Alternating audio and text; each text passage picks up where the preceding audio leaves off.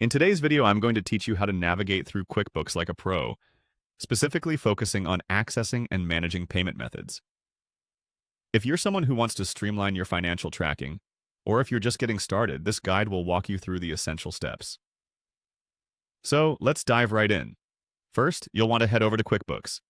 You can do this by opening your web browser and typing in the QuickBooks website, or clicking the link you've already bookmarked.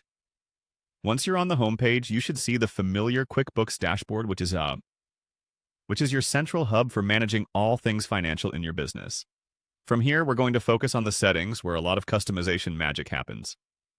To find settings, look to the upper right-hand corner of your screen. You'll see a gear icon, and you'll want to give that a click. The settings menu is key to tailoring QuickBooks to your specific needs, whether you're adjusting company settings, managing users, or, like in this case, working with lists.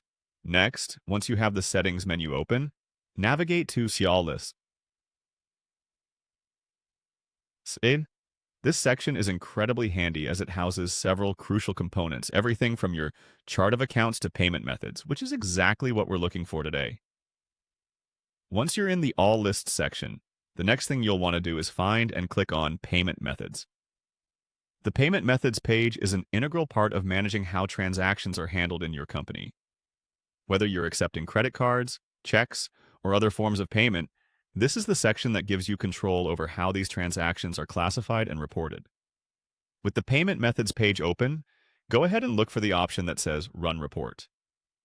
Clicking this will generate a report that gives you detailed insights into how different payment methods are utilized in your company. It's a powerful tool for analysis, enabling you to identify trends, forecast cash flow needs, or even pinpoint potential discrepancies. Finally, you'll notice on the report page an option for Transaction Date.